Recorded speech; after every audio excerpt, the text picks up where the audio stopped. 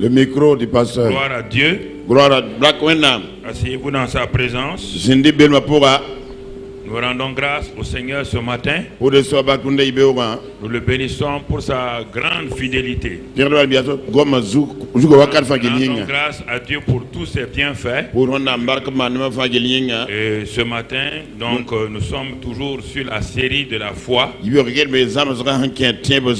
Et cette série de la foi là, nous voulons continuer ce matin. Et avant donc de terminer cette sous-série, parce que on va la reprendre Dieu voulant en 2018, mais donc avant on va la terminer ce matin.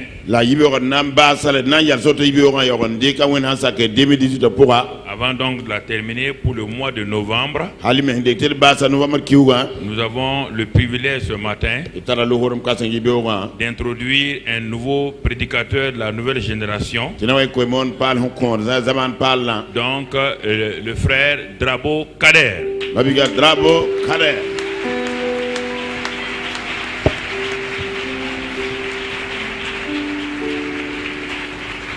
Gloire à Dieu.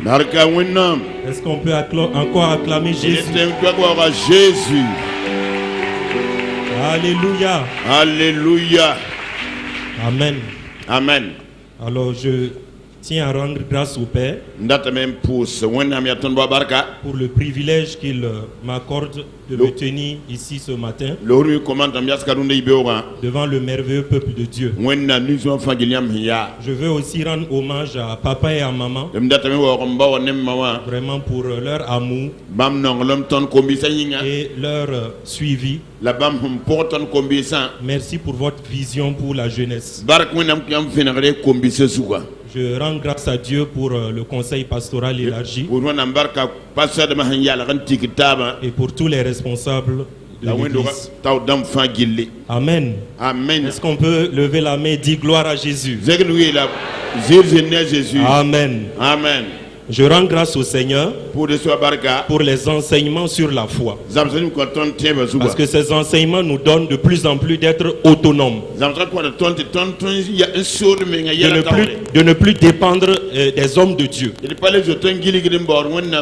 Mais nous-mêmes, nous avons la possibilité, à l'aide de la parole de Dieu, de nous asseoir et de nous en sortir dans nos situations. C'est pourquoi je retiens quelques éléments. Le Seigneur dit dans Hébreux 11, verset 6, que sans la foi, il est impossible de lui être agréable. Quand c'est dit comme ça, la première fois j'ai eu peur. J'ai dit, Haya, comment je vais faire? Mais le Seigneur m'a rassuré à travers la bouche de papa.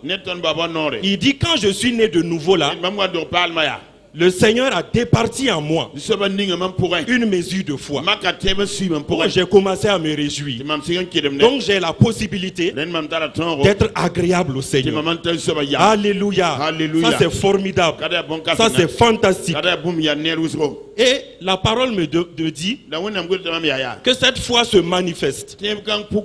Cette foi est rendue opérante lorsque je suis exposé à la parole de Dieu. La Bible me dit dans Romains 10, à partir du verset 17, que la foi vient de ce qu'on entend. Et ce qu'on entend vient de la parole de Christ. Alors je note que la foi est intrinsèquement liée à la parole. Sans parole, il n'y a pas de foi. Alléluia. Alléluia.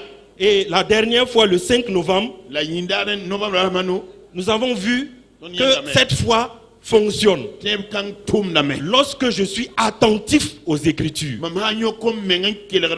Par exemple, ce matin, j'ouvre mon cœur à la parole du prédicateur, au discours inspiré du prédicateur. La Bible dit dans Proverbe 4, verset 20, que sois attentif à mes discours. Sois attentif à ma parole. Prête l'oreille à mes discours. Alléluia. Alléluia. Et cela me rappelle ce tombe dans Acte 14, qui était impotent des pieds, qui était incapable de marcher. Lui, sa caractéristique, parmi tous les auditeurs de Paul, c'est qu'il était attentif à ce que Paul disait. La Bible dit dans la parole vivante, il était tellement attentif qu'il buvait littéralement les paroles de Paul. Alléluia. Et à un moment donné, cette parole a commencé à le remplir. Cette parole l'a tellement rempli que sa situation, qui était impossible, qui était dramatique, il n'y avait pas de solution. Lui-même, il a commencé à voir dans ses pensées qu'il se levait et qu'il commençait à marcher, que sa situation se transformait. Alléluia. Alléluia. Et quand Paul l'a regardé, Paul a vu que son visage a changé. Son visage rayonnait. Ses yeux traduisaient la foi. Et la parole de vie est sortie. La parole réma est sortie. Paul lui dit, lève-toi et marche. Alléluia. Et cet homme, un bon, alléluia, s'est levé et s'est mis à marcher. Alléluia. Donc la foi vient. La foi se manifeste lorsque je prête l'oreille. Quand je viens au culte, je ne me laisse pas distraire. Je veux une seule chose, la parole de vie, la parole réma. Alléluia. La deuxième chose qu'on nous a montré, c'est que la foi vient par la méditation de la parole. Lorsque après la prédication, je pars m'enfermer dans ma chambre, j'ouvre les Écritures et je laisse le Saint-Esprit m'enseigner ces Écritures. Alléluia. J'ouvre les Écritures. Quelle est ma situation? Je suis malade. Je cherche les paroles relatives à la santé. Et par le Saint-Esprit qui est en moi, je commence un dialogue avec lui. Puisque la Bible dit dans 1 Jean 2 à partir du verset 17 que j'ai reçu l'onction. Et cette onction-là est là pour m'enseigner la parole. Donc je lui demande, Saint-Esprit, j'ai ouvert la Bible. Voici ma situation. Enseigne-moi. Je veux m'en sortir. Et le Saint-Esprit, voyant la sincérité de mon cœur, il va commencer à me révéler la parole. Alléluia. Que c'est merveilleux. Alléluia. Et je reste là-dedans. Je passe et repasse la parole en moi. Je me sature de la parole. Je laisse la parole transformer mes pensées. Je laisse la parole affecter mes paroles. Une fois que la parole m'a rempli, alléluia, elle active la foi. Une fois que la parole m'a rempli, elle déclenche la foi. Et je commence à changer ma manière de penser. Je pensais autrefois échec. Je pensais faillite. Je pensais défaite. Mais la parole de succès commence à saturer ma tête. Et je me vois épanoui. Je me vois réussir. Ça influence ma parole. Je change de langage. Je parle la parole de succès. Je proclame la parole de santé. Et là, quand je continue à proclamer, moi-même, mon attitude, ma marche change. Alléluia. Je commence à être épanoui. Je commence à réussir, à briller. C'est cela que Dieu a dit à Josué. Il dit que ce livre de la loi ne s'éloigne point de ta bouche. Il dit médite le jour et nuit pour agir fidèlement selon tout ce qui est écrit. C'est alors que tu auras du succès. Amen. Alléluia. C'est alors que tu réussiras. Alléluia. Méditer la parole, elle est différente de la lecture. Parce que la lecture me donne donne une simple information. L'information ne me transforme pas. Je suis malade. Je lis dans la parole. Ésaïe 53 au verset 5. Que par les meurtrissures de Christ, je suis guéri. C'est une très bonne information. Mais je suis toujours malade. Ça ne suffit pas. Ça ne suffit pas. Il faut que je continue. Je lis. Je relis. Je me la murmure. Je me parle cette parole. Je me sature de cette parole. Et alors, alléluia, la révélation vient. Le psaume 119 verset 130 dit que la révélation de la parole est claire et elle me donne de l'intelligence. Alléluia. Et ce matin, j'ai l'assurance que le peuple de Dieu est attentif à la parole. Le peuple de Dieu prête l'oreille à la parole. Et le peuple de Dieu manifeste son succès. Alléluia. C'est pourquoi je vais vous inviter à proclamer avec moi. Si nous sommes d'accord, bien sûr. Alléluia. Nous allons dire ensemble: j'aime la parole de Dieu. Car elle est la vie. Elle est la vérité. Et elle me transforme. Je la médite jour et nuit. Et j'agis fidèlement selon ce qu'elle a écrit. Ma vie est transformée de gloire en gloire parce que je demeure en elle. Ce matin, je suis attentif à la parole. Je ne me laisse pas distraire par quiconque. Je ne me laisse pas distraire par ma situation. Je suis connecté à ce que dit le Saint-Esprit par la bouche de mon Père spirituel. C'est pourquoi cette parole pénètre mon cœur. Elle remplit mon cœur. Et elle déploie en moi toute sa puissance efficace. Ce matin, je suis comme les chrétiens de Béry. J'écoute la parole avec beaucoup d'empressement. Et après le culte, je vais chez moi. J'étudie la Bible. J'étudie les paroles que m'ont donné mon Père spirituel. Et ainsi, ma vie est transformée. Alléluia. Gloire à Dieu. Que le Seigneur vous bénisse. Amen.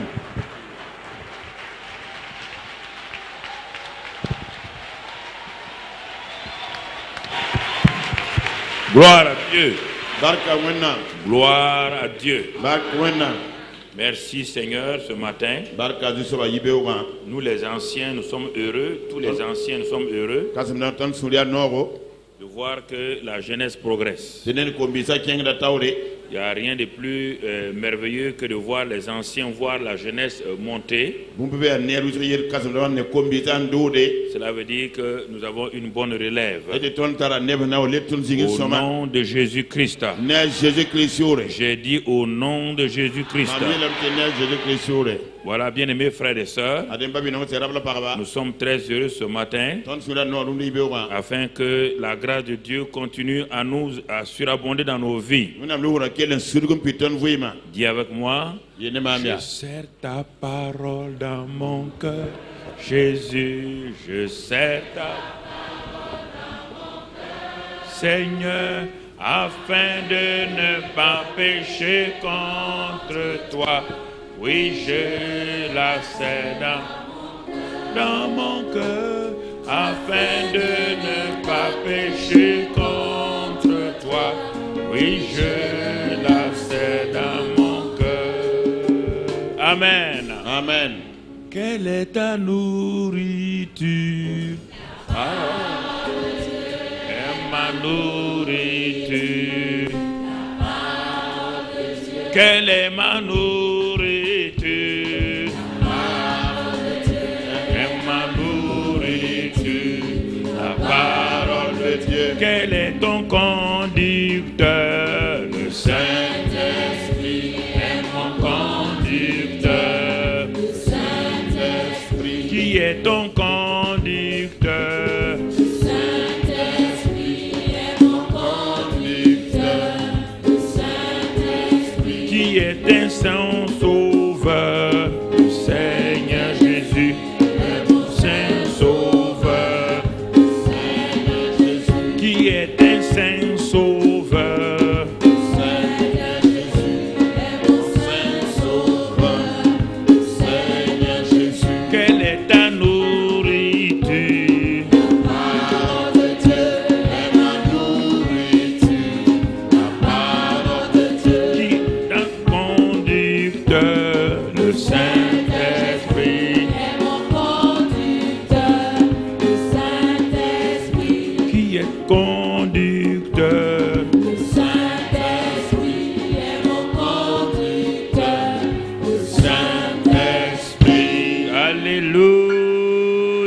Alléluia. Gloire à Dieu. Marca wenam. Ce matin, nous bénissons le Seigneur. Ibera ton père la jusoma. Nous rendons grâce à Dieu pour tous ses bienfaits. Nous avons au milieu de nous 9 membres du conseil d'administration du groupe ERIX qui sont venus de Norvège. Nous voulons les saluer ce matin. Voilà.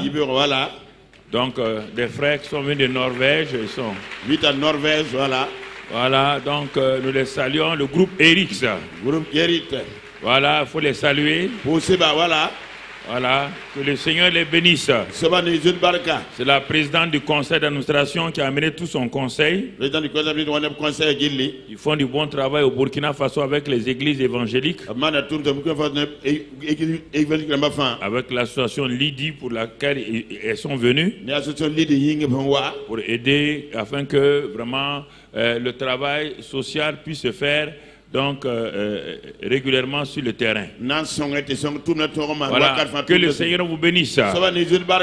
Au nom de Jésus, asseyez-vous dans sa sainte présence. Alors donc, ce matin, nous rendons grâce à Dieu.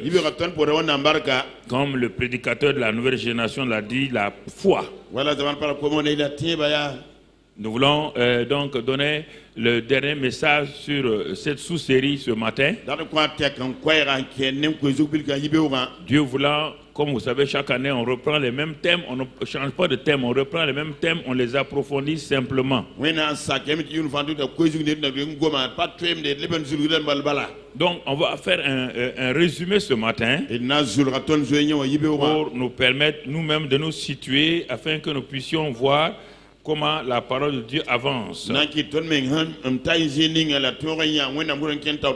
Et ce matin donc, nous allons parler de l'école d'incrédulité de Thomas et de l'école de la foi de Jésus. Je ne sais pas dans quelle école tu es inscrit comme étudiant, étudiante. Quelle est l'école dans laquelle tu vis actuellement? Il y a l'école pour la foi. Il y a l'école d'incrédulité de Thomas et l'école de la foi de Jésus-Christ. Alors vous allez me dire, mais pourquoi ce titre? Parce que c'est que Jésus-Christ a résumé et c'est pourquoi ta vie ne progresse pas, ta vie n'avance pas. Vous savez, nous avons été trop liés à la prière des hommes de Dieu, des femmes de Dieu pour nous. Nous n'avons pas appris nous-mêmes à dépendre beaucoup de la parole de Dieu et du Seigneur Jésus-Christ par le Saint-Esprit. Et ce matin, je voudrais que nous puissions aller pas à pas, nous puissions progresser et comprendre les voies et les voies du Seigneur afin de pouvoir progresser dans la vie chrétienne. J'ai dit que la vie chrétienne, ce n'est pas la satisfaction des besoins des gens. Jésus n'a pas été envoyé pour ça. Ce qui fait qu'aujourd'hui, on voit toutes sortes de choses sur les réseaux sociaux. On voit des gens qui prient monter sur les dos des gens qui prient posant la tête sur les choses des gens. Nous voyons toutes sortes de choses bizarres. Pourquoi? Parce que les gens n'ont pas de message. Maintenant, ils ne font que des choses bizarres.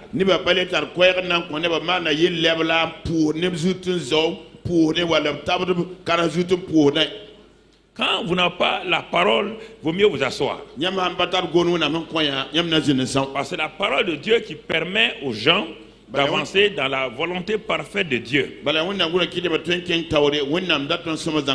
Nous sommes devenus chrétiens uniquement pour faire ce que Dieu veut que nous fassions et non pas pour nos besoins. Dieu n'a pas besoin qu'on s'inquiète pour nos besoins. Il l'a dit plusieurs fois, il l'a répété.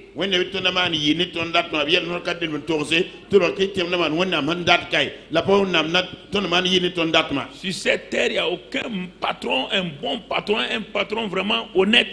Quelqu'un va travailler pour lui sans qu'il le rémunère, ça n'existe pas.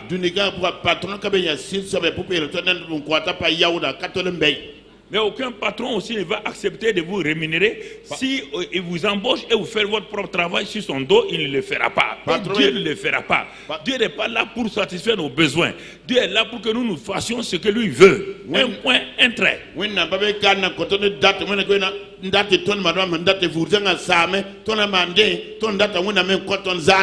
C'est pourquoi les gens doutent beaucoup, les gens se posent la question, qu'est-ce qui ne va pas dans le christianisme? Parfois les gens disent, mais les mercats d'autrefois, ils étaient mieux aujourd'hui, mais que les mercats d'aujourd'hui. Parce que le caractère des mercats d'autrefois était des caractères corrects, intègres et des gens qui vivaient dans leur société comme des impacteurs de vie, comme le sel et la lumière.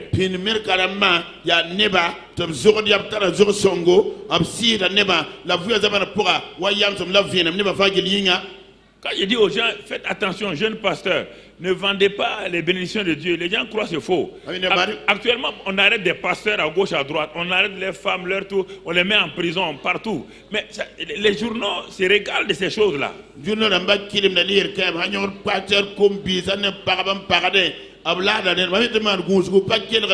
Il faut que vous ayez le courage de dire, quand vous allez voir un pasteur, si vous parlez d'argent, vous dites non, mais Dieu a dit, mais qu'est-ce que vous avez reçu gratuitement? Non? Priez, si maintenant Dieu veut, je vais vous bénir, mais vous ne pouvez pas m'imposer de l'argent.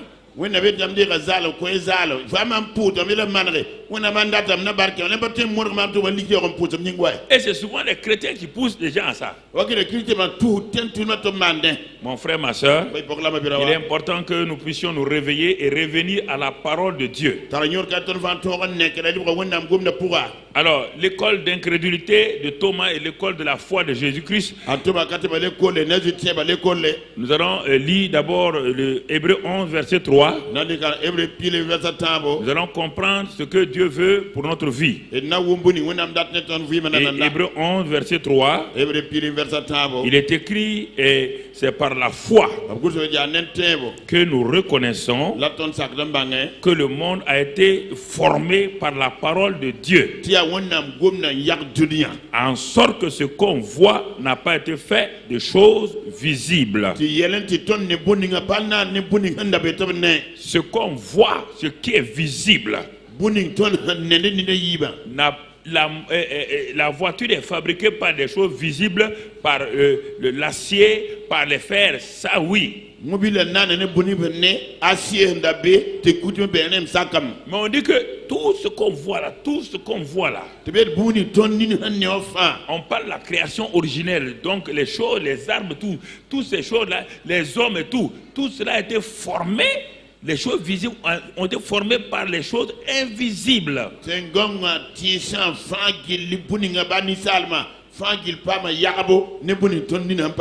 Quand on parle de ça, on ne parle pas des choses bizarres, des choses étranges, non. Le premier principe de la foi, si tu veux comprendre la foi, c'est de croire comme la Bible dit de croire. Que les choses visibles ont été faites, formées, métamorphosées à partir de l'invisible divin.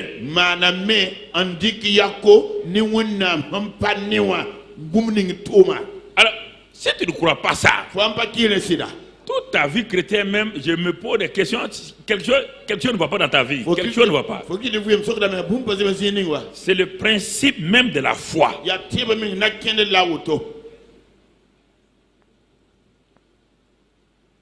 y a un invisible divin qu'on appelle Dieu.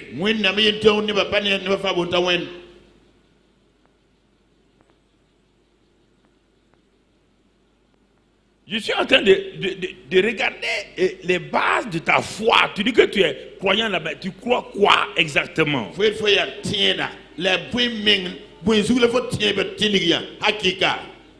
L'invisible divin, c'est quoi? Mon frère, ma soeur. Colossiens 1,15 nous parle du Dieu invisible.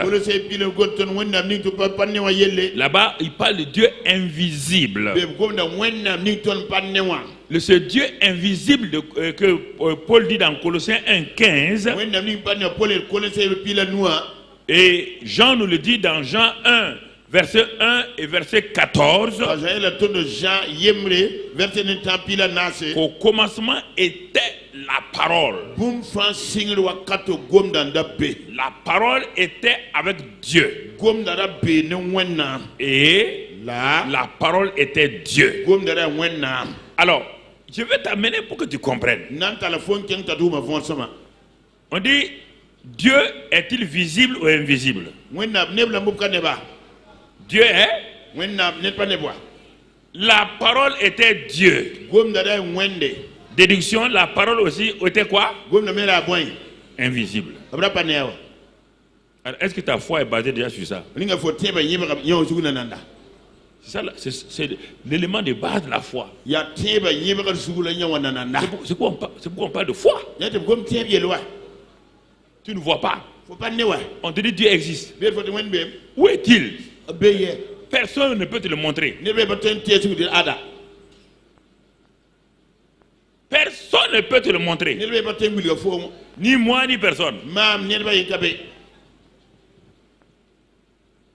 Ne vous précipitez pas, on va prier, on va faire ceci, c'est très bien. Mais ta foi est basée sur quoi? Sur quoi? Paul dit,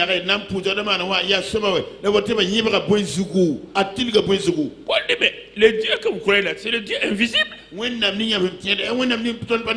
Quand il écrit à Timothée, il dit, mais ce Dieu invisible a été manifesté en chair. Mais c'est pas Paul qui a été le premier pour dire cela. Jean avait déjà dit dans Jean 1 verset 1 et verset 14. La parole a été faite chair. En disant que la parole a été faite chair, ça veut dire qu'elle n'était pas quoi? Elle a été faite quoi? Donc elle n'était pas. Elle n'était pas chère. Alors, si elle n'était pas chère, elle était quoi? Esprit. Est-ce que l'esprit est visible? Puisque la parole est Dieu. Dieu est invisible. Donc la parole est invisible. On te dit qu'elle est devenue chair. La parole est devenue chair. Dieu est devenu chair. C'est pareil, non?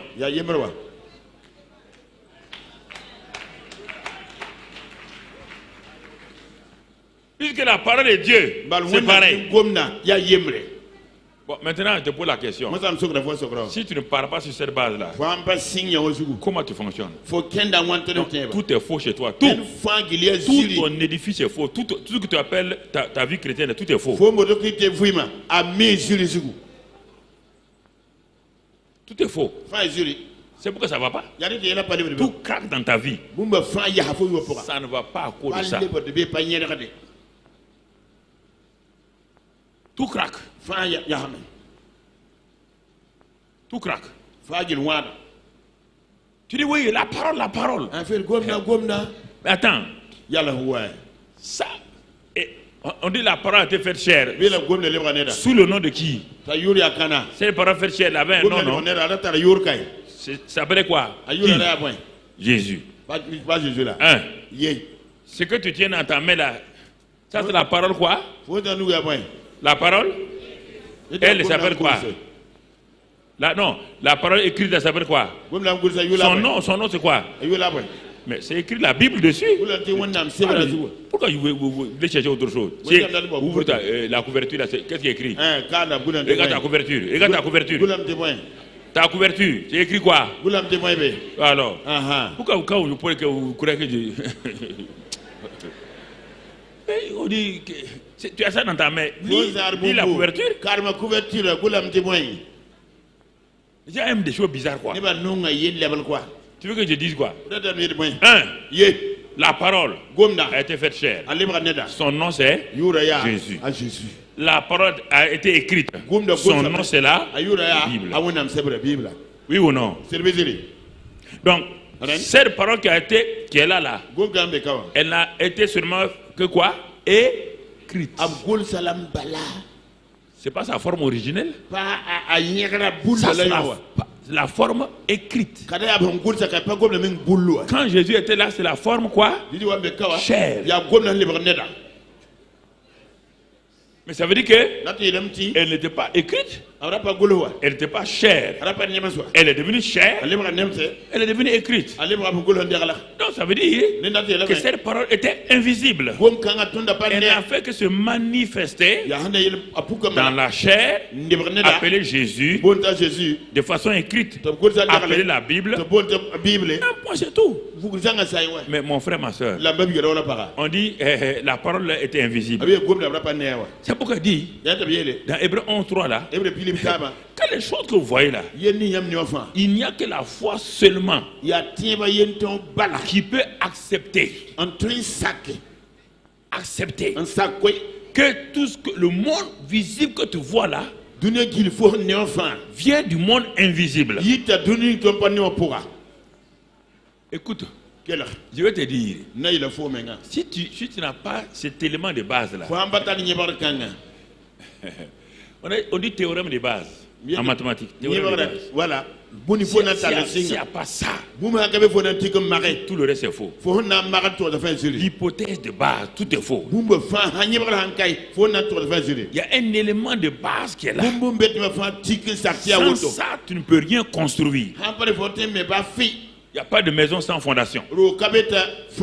La fondation de la vie chrétienne, c'est la foi. Mais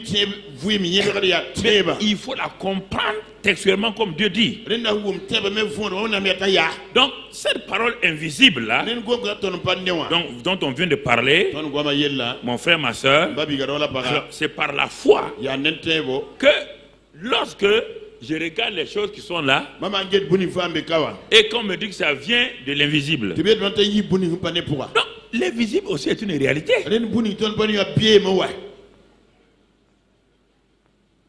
Dieu est invisible. Mais il est réel, non? Hein?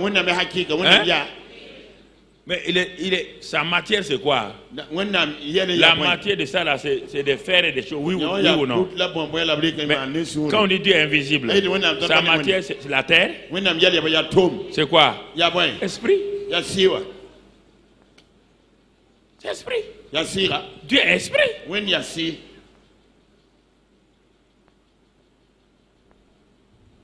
Alors, dès ce moment où tu as accepté cet élément de base là, le reste, tout ce que tu veux maintenant va découler de ça.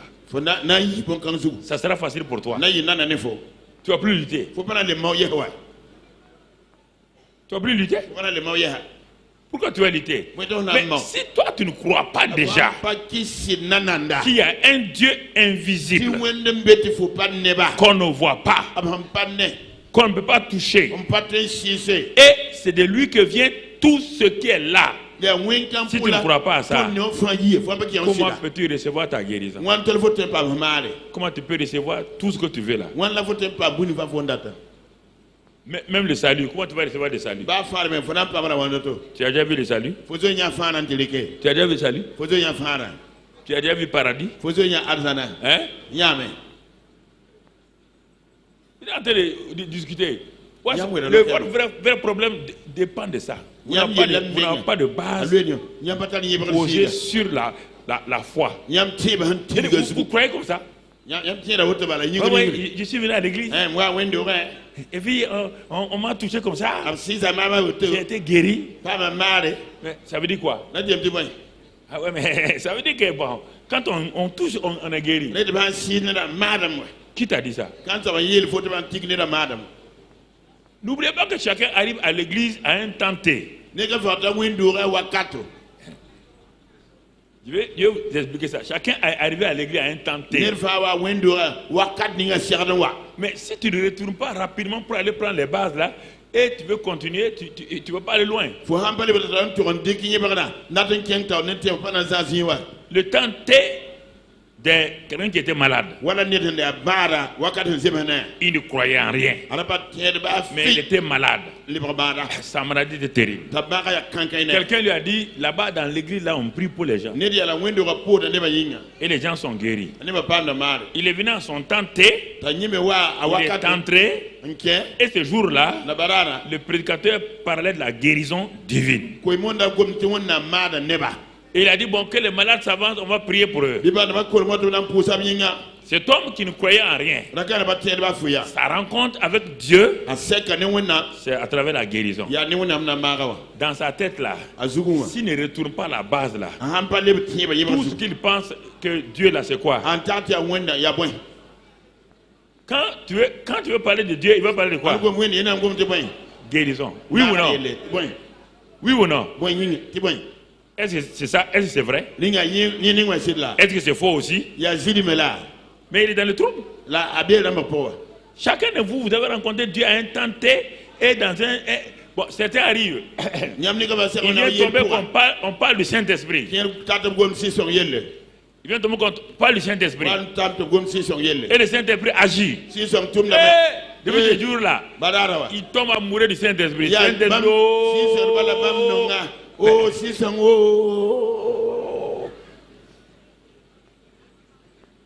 Regarde où tu as commencé ta vie chrétienne.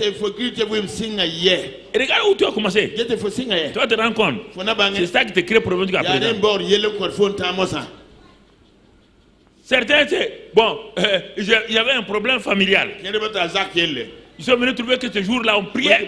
Seigneur, que l'esprit de division de la famille, l'esprit de ceci, l'esprit d'infidélité, maintenant que tous les maris infidèles, tu les convainques, elle va à la maison. Une semaine plus tard, son mari vient dire, bon, je ne veux plus divorcer. Hein.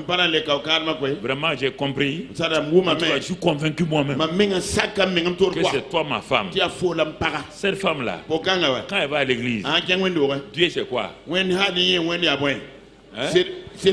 Restaurateur de quoi? Si tu prêches autre chose, dis bon, ok. Quand elle va aller témoigner, elle va témoigner à quelle sorte de femme? Des femmes malades? Elle va mener à l'église qui? Toutes les femmes qui ont des? Son église là, son pasteur c'était un restaurateur de foyer.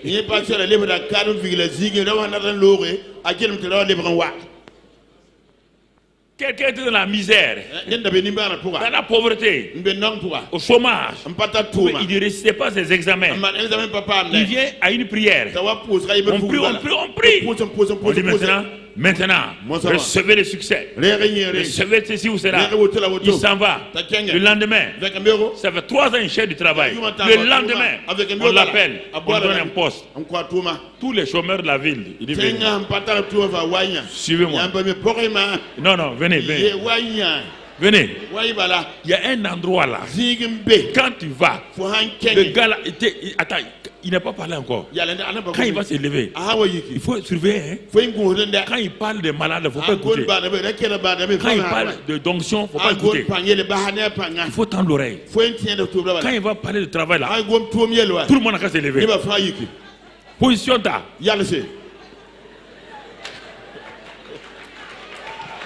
C'est ça. Mais est-ce que nous comprenons? Tu es rentré dans la vie chrétienne comme ça? Tu ne peux pas me dire le contraire? Tu as rencontré Dieu comme ça. Tu ne peux pas me dire le contraire. Tu l'as rencontré dans un domaine précis. Et ça t'a marqué. C'est comme l'enfant. L'enfant. S'il est marqué par quelque chose, pour enlever ça c'est difficile. Ce qui m'a marqué dans mon enfance, je croyais tellement au Lagui. Un jour, mon oncle m'a envoyé, j'étais petit, d'aller acheter et d'aller prendre à Bobo de maïs à crédit. Quand je suis arrivé, Lagui il m'a dit à moi, quitte là. Ton oncle ne paye jamais ses dettes. Fonctionnaire, faux fonctionnaire comme ça là. Parler mal. Comme un enfant. Qu'est-ce qu'un enfant fait? Quand je suis allé voir mon oncle, je vais dire autre chose. J'ai dit, Lagui a dit, tu ne payes pas. Il dit, ah bon? Il était fâché. Il a pris son vélo. Il me dit, suis-moi. Il me prend même pas derrière. Suis-moi. On s'en va. On s'en va. On était à Carville. Et Lagui était à Djardou. Quand il arrive, comme c'était les fonctionnaires d'avant là, ils font peur. Quand il est arrivé, quand il a parlé, Lagui s'est arrêté, il a juré que lui, il ne m'a jamais dit ça. Moi, j'ai dit, hein? Depuis ce jour-là, je savais que je ne resterai pas ici là. Ça, non. Toi, tu es parti de Lagui et tu viens mentir.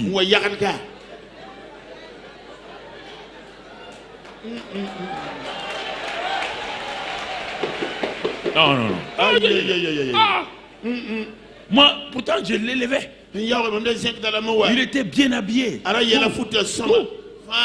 Et tu mens comme ça. Sur moi. J'ai dit aïe. Non. Moi, je reste plus ici. Hein. Vous comprenez? C'est ça. Mais il a fallu que le Seigneur, quand il m'a rencontré, il a fallu qu'il démantèle tous mes faux raisonnements. Qu'il me montre que tous les hommes sont imparfaits. Que toutes les religions sont imparfaites. Pas mauvaises, mais imparfaites. Elles sont bonnes, mais elles ne peuvent pas aider les gens. Christianisme autour, c'est la même chose.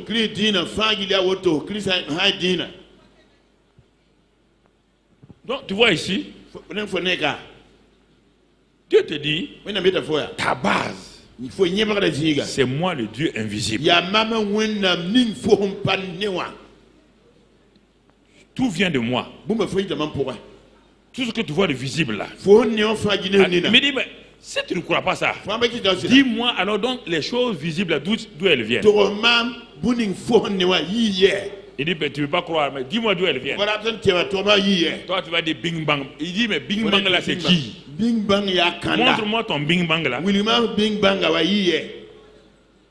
C'est de me dire, c'est quoi les cellules? Montre-moi la première cellule qui s'est transformée là. Ils vont dire que c'est quoi. C'est un singe. Il dit, montre-moi le premier singe et dis-moi qui a amené le premier singe. Des insensés comme ça. Il n'y a aucune logique dans la pensée scientifique. Aucune logique. Tu vois, tout ce qui marche là, tout est correct. Quand les hommes font des inventions, on leur donne des prix Nobel. Et Dieu a tout créé. Mais regarde comment tout est parfait. Les avions tombent. Tout s'écroule. Mais lui, il a fait son soleil. Il ne se tamponne jamais avec la lune. Les étoiles ne se tamponnent jamais. Et vous dites, vous les hommes, qu'il n'y a pas un Dieu invisible. Vous voulez le nier? Le hasard, c'est qui? On dit c'est hasard. Le hasard là vient d'où? Qui a créé le hasard? Pourquoi vous croyez des choses insensées comme ça? Des scientifiques bêtes comme ça là.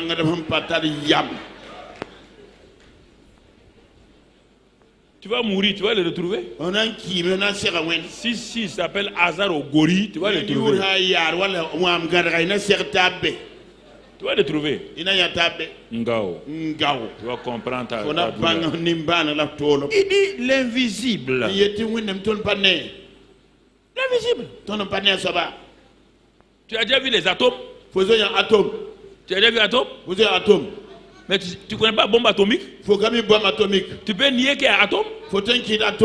La bombe atomique te montre qu'il y a l'atome. L'atome est invisible. Mais quand tu vois sa manifestation, tu sais qu'il y a l'atome. Il ne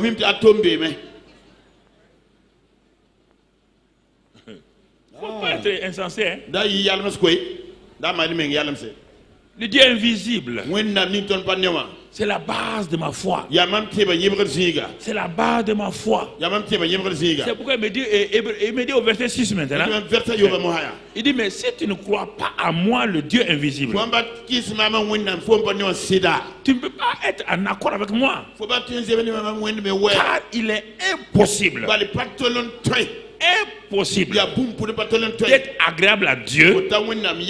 Car sans la foi, car il faut conditions nécessaires et suffisantes. Pour que deux triangles soient semblables, on dit conditions nécessaires et suffisantes.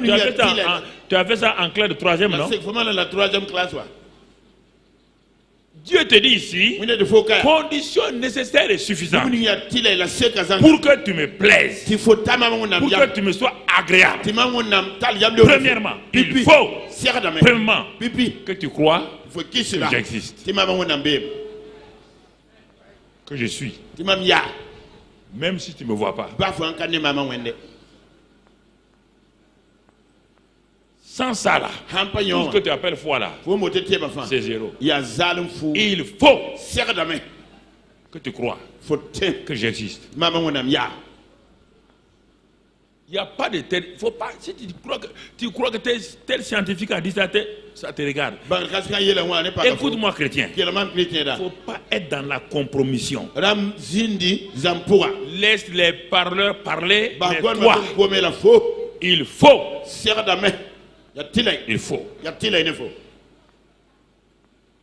que tu crois qu'il existe. Qu'il existe, qu'il est. Même là, si tes 5 sens, tes pensées, ta raison, n'arrive pas à saisir. Les 5 sens ne sont pas dans le domaine de l'esprit. Les 5 sens sont dans le domaine matériel.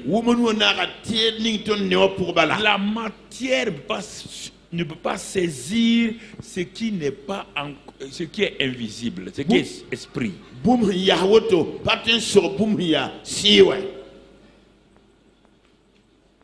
Au moins je te parle là, si tu veux essayer de raisonner à ta tête là, tu ne vas rien me comprendre. Les 5 sens sont liés au corps, au visible, à ce qui est là, matière avec matière.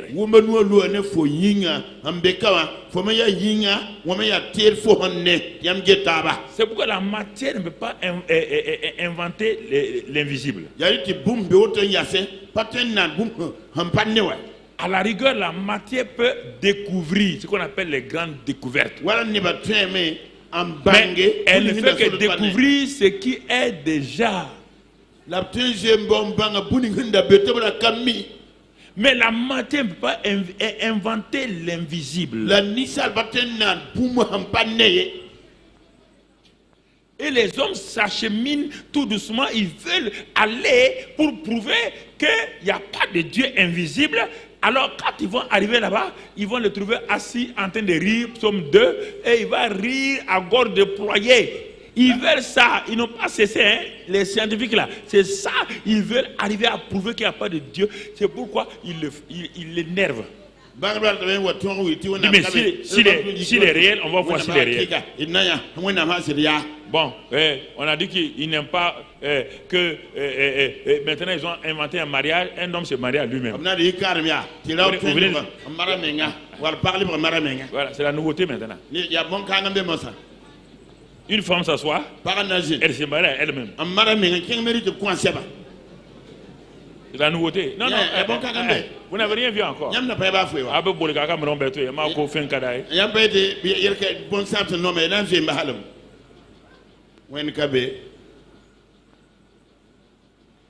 Donc, désormais, tu vas aller à la mairie. Il dit, je vais me marier. Si tu es homme, on dit, où est ta femme? Non, je viens me marier à moi-même.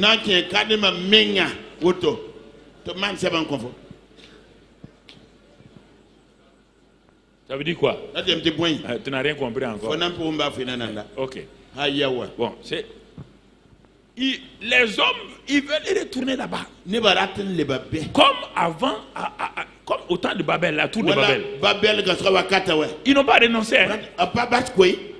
Ils veulent aller détrôner Dieu. Ils veulent dire non, le ciel est vide. Le premier astronaute, Yuri Gagarin, il dit que quand on était jeune là, quand il est parti dans l'espace là, quand il est descendu, les gens lui ont posé la question, est-ce qu'il a vu Dieu? Il n'y a pas de Dieu dans l'espace. Il n'y a pas de Dieu.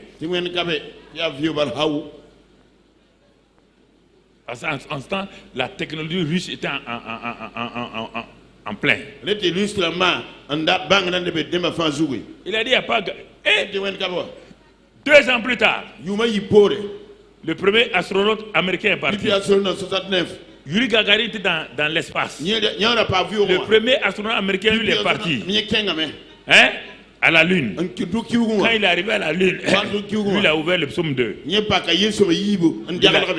J'étais là, j'ai vu ça. J'étais à Abidjan. Lui, il a dit à tout le monde, dans Apollo, il dit, tu es grand, tu es puissant. Il y a un qui dit, il n'y a pas de Dieu. L'autre monte à la Lune, il y a Dieu. Et nous qui vivons dans le ciel, nous savons qu'il y a le vrai Dieu, mon frère. Nous vivons dans les lieux célestes.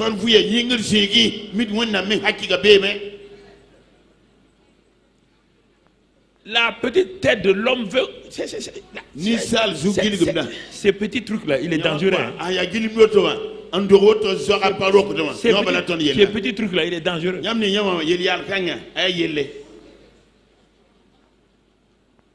C'est comme si un ordinateur veut défier son inventeur. L'inventeur rit. Il suffit d'appuyer un bouton, l'ordinateur est...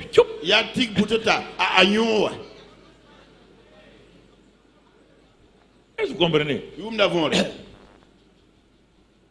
Je vous donne le fondement de la foi. Parce que souvent c'est ça. Vous luttez, mais en réalité, dans votre fort intérieur, vous ne croyez pas au Dieu invisible. Vous ne croyez pas que les choses visibles là, viennent de l'invisible. Et vous croyez que c'est la prière, le jeûne qui amène ça. Mais la prière, le jeûne, par rapport à qui? C'est toujours par rapport à Jésus, par rapport à Dieu.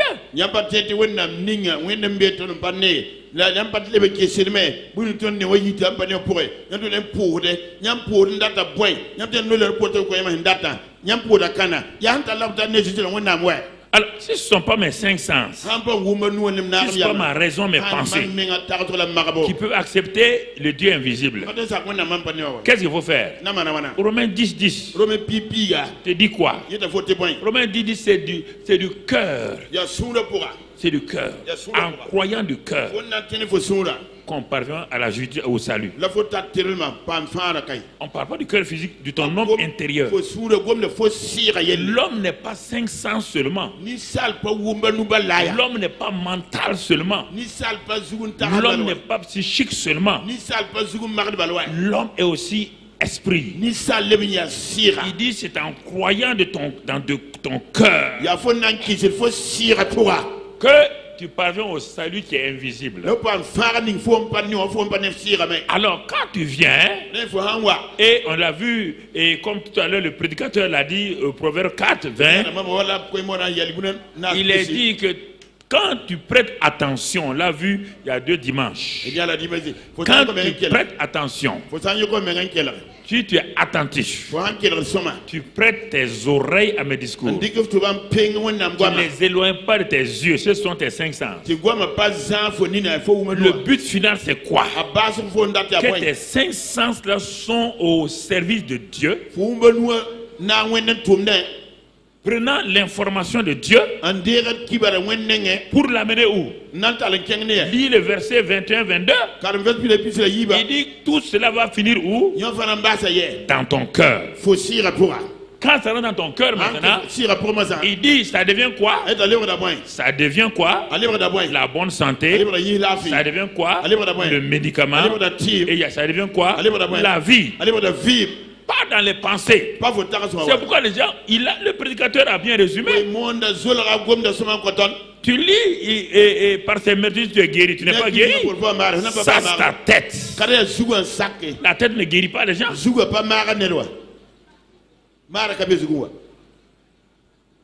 Non.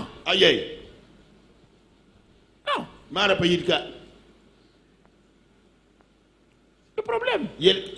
On l'a redit, il y a 2 dimanches, on l'a redit et redit. Il a dit à Josué, si tu veux réussir, même les succès dans tes entreprises, même les entrepreneurs là, pour réussir, là, le vrai succès là, médite la parole jour. Qu'elle ne s'éloigne pas de ta bouche, ni tes yeux. Et quand tu as fini, quand c'est rentre dans ton cœur, agis. C'est alors que tu réussiras le vrai succès. Et nous avons complété avec mon fils. Sois attentif à mes paroles. Prête l'oreille à mes discours. Qu'il ne s'éloigne pas de tes yeux. Il dit en ce moment-là, garde-les au fond de ton cœur. C'est en ce moment-là que tu vas commencer à voir ce que tu veux là. Tant que ce n'est pas arrivé dans ton cœur, ça ne se manifestera pas. Non, ça ne se manifestera pas. Tu peux lire les versets. Par ces merci, je suis guéri. Rien ne se passe. C'est pourquoi la méditation est différente de lire la Bible. La méditation commence par la lecture, mais ne finit pas par la lecture.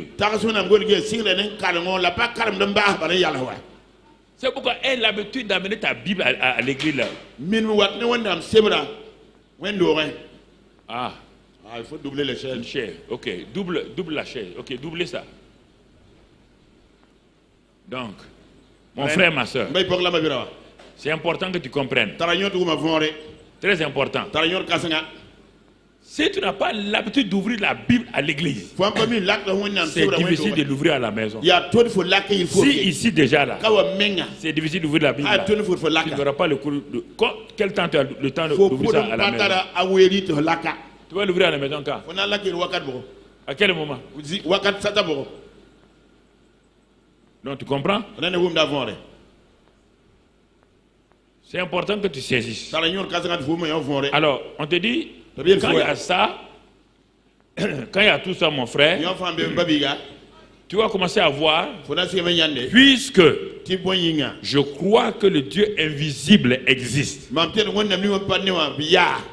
Ah, maintenant, j'ai commencé à comprendre. Donc, votre affaire de foi là, je croyais qu'on dit de croire. Non, c'est pas un mantra, c'est pas quelque chose de psychique.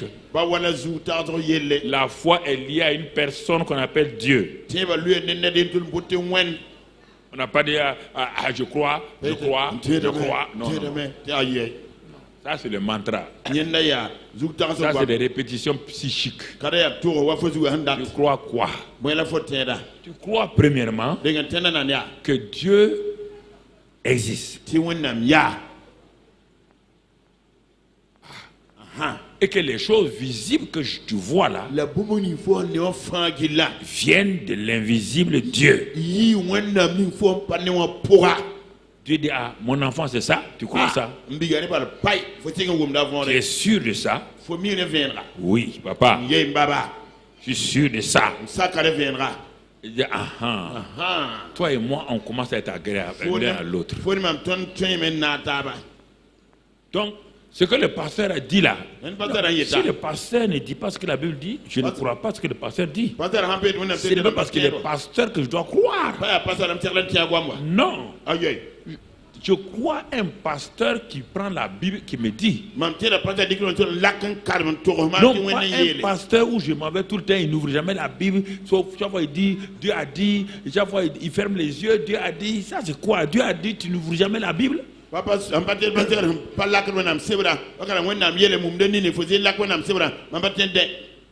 si j'arrive à accepter que le Dieu invisible existe, je crois cela, et que dans mon cœur cela est réel.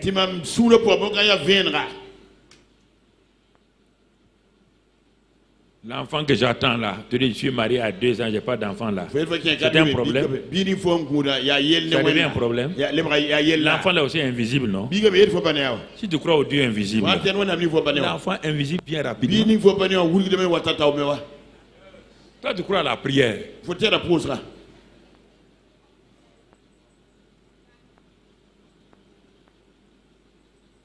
C'est pour ceux qui gagnent des enfants comme ça là, ils disparaissent, ils ne vont plus à l'église. Nous, non, on est parti, on a prié. Dieu a fait une grâce à la personne et la personne a eu ça. Ben non, mais pour la personne, bon non, c'est la prière. Bon, on est parti, on a prié. Ben, si on a prié, quand on va à l'hôpital, est-ce qu'on reste à l'hôpital? Quand on est guéri, on va à la maison. Il passe.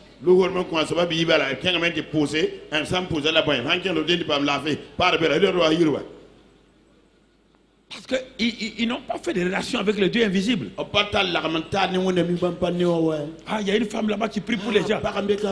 Il y a un homme là-bas qui prie pour les gens. Toute votre vie, il y a un homme là-bas, une femme là-bas, un homme là-bas, une femme là-bas.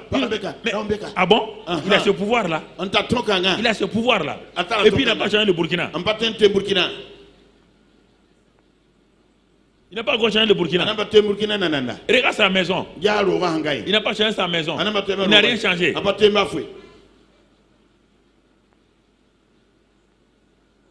C'est le vrai problème.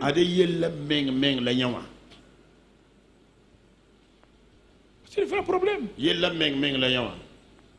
Je crois que le Dieu invisible existe, il est réel.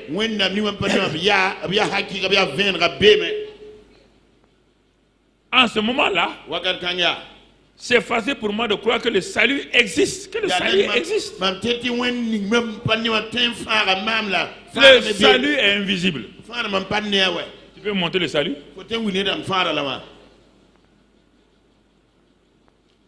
C'est pourquoi parfois je ne lance pas vite l'appel. Parce que lancer l'appel, les gens vont croire qu'ils sont convertis.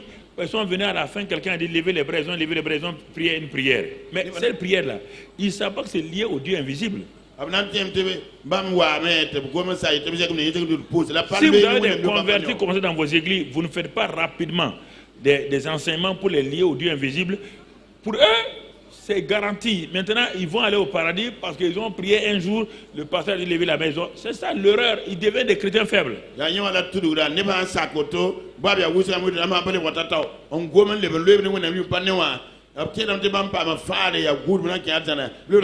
m'a dit de ramener les chrétiens à la racine.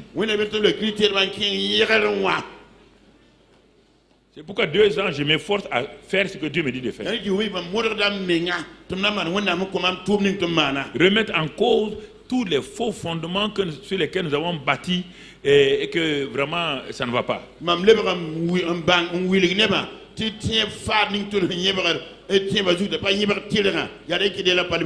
Sinon, comment les gens vont aller donner de l'argent dans des cimetières, dans des endroits bizarres pour avoir l'enfant, pour avoir ceci ou cela, ou bien les gens vont aller prendre l'huile, acheter l'huile pour boire. Mais s'ils lisaient la Bible un peu, ils ne vont pas faire ça.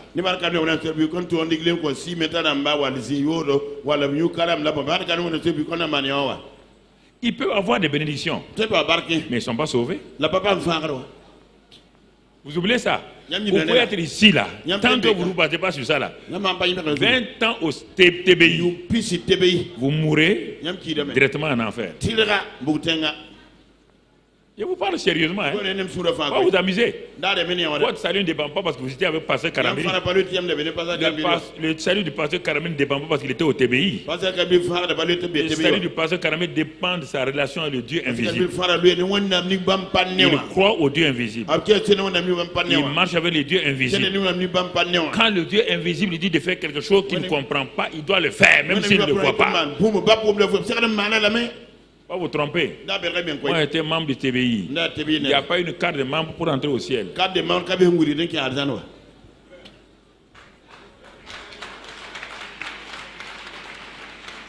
Même si vous n'applaudissez pas, j'ai dit. Non.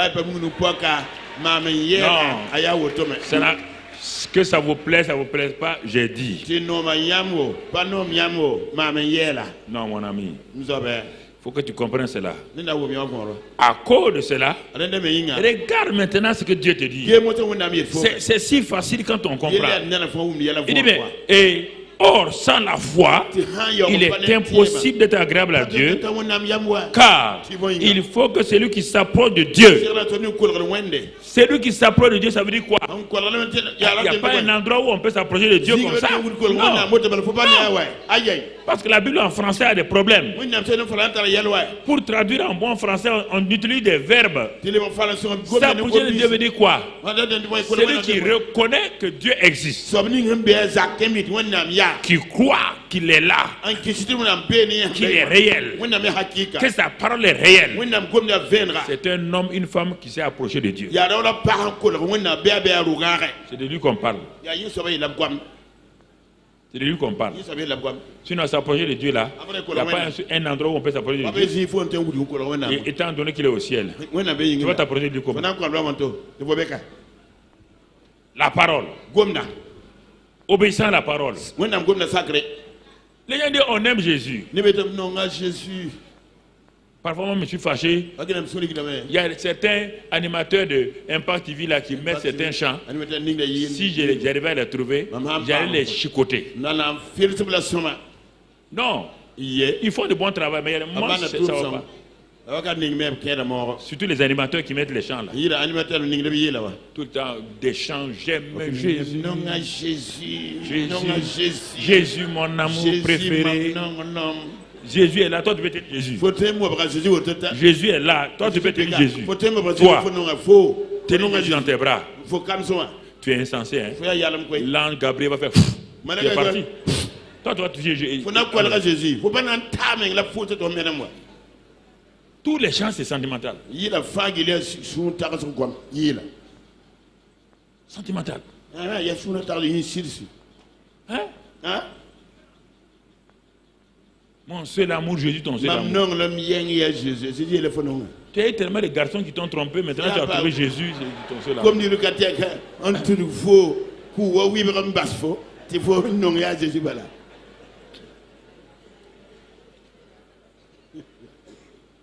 Mais c'est trop de sentimentalisme dans la vie chrétienne. La Bible dit que c'est celui qui garde mes commandements qui veut quoi? Jean 14, verset 15. Celui qui garde mes commandements, c'est celui qui m'aime. Arrêtez de dire que vous aimez Jésus. Toi, tu aimes Jésus. Et Jésus te dit, va pardonner, tu ne pardonnes pas. Menteuse comme ça. Menteur. Toi, tu aimes Jésus. Il dit de ne pas mentir, toi tu mens. Tu dis j'aime Jésus. Mais pasteur, j'aime Jésus. Hein? Tu aimes Jésus. Et tu vis dans le mensonge.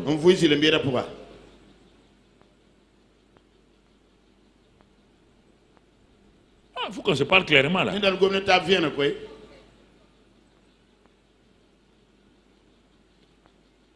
La foi. La foi. Croire que Dieu existe. Quel Dieu? C'est pourquoi les gens ont dit on ne peut pas amener les gens à croire à un Dieu invisible. Et c'est pourquoi les hommes ont dit il faut qu'on rende Dieu visible. Dieu dit ah bon? Vous voulez me rendre visible? J'ai dit je suis le Dieu invisible. C'est la foi qui doit croire ça. Moïse est monté sur la montagne 40 jours. On suffit 40 jours pour que les malfrats, 2 millions de personnes, quelques 3 ou 4 malfrats méchants sont arrivés à changer toute la pensée de tout le peuple.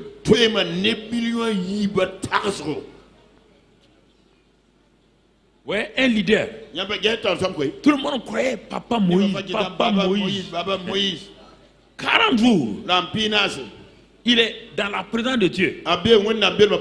Certains ont dit le gars est mort. Il faut qu'on voit tout de suite là comment s'en sortir. Ça, faites attention à ça. Il y a des gens qui sont tapis dans nos assemblées. Tout ce qu'on prêche là, ils ne croient pas. Ils attendent des erreurs des pasteurs. Quand un pasteur dit une parole, ils vont s'agripper. Ceux qui envoient des choses sur les réseaux sociaux, ils ne savent pas qu'on est au courant de tous ceux qui envoient les choses. Ça vient du Burkina. Tout ce qui va là-bas, ce sont des gens du milieu de nous qui font ces choses-là. Bizarre partout qu'on envoie. J'ai leur nom, j'ai tout, mais ça pourquoi ils ne croient pas. Ils sont assis devant moi. Ici même ce matin. Ils ne croient pas. Ils cherchent une erreur. La Bible dit que quand Moïse est sorti, il dit qu'il est sorti aussi. Il y a des gens qui nous accompagnent. On les appelle quoi? Hein? Des ramassis de gens. Donc dans toute assemblée il y a des ramassis de gens. Et ici il y en a des ramassis de gens. Quand ils s'en vont chez eux, c'est eux qui ils envoient des SMS, ils parfois WhatsApp, YouTube, c'est eux qui sont là.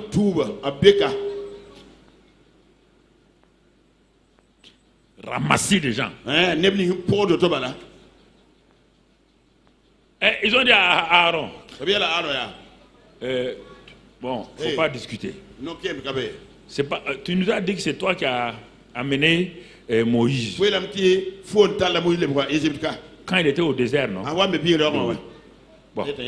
Marie, c'est toi qui as sauvé ton petit frère là dans l'eau, non? C'est toi qui as dit à la fille de Pharaon. Tu es parti chez ta maman pour nous. Oui. Depuis que Moïse l'a établi, est-ce qu'il vous a reconnu? Oui, comment les gens? Non. C'est toi, Aaron, qui doit être le président.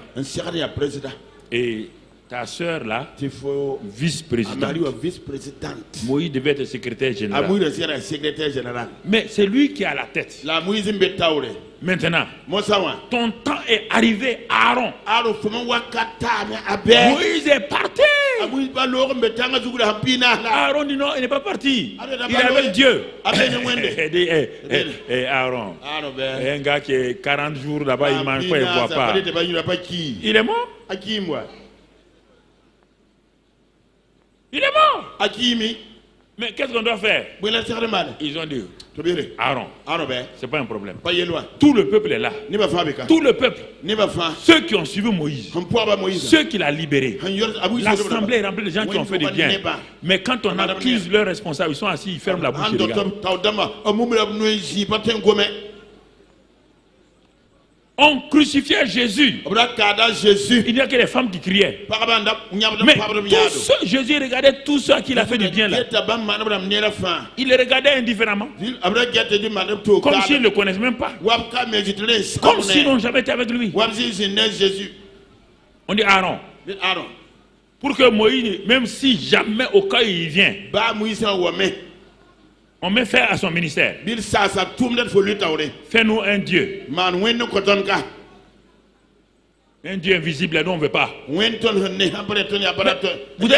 allez changer le fondement de votre foi. Votre foi est basée sur le Dieu invisible. Oui. Nous voulons changer. Il y a des gens parmi nous ici qui ne m'écoutent pas.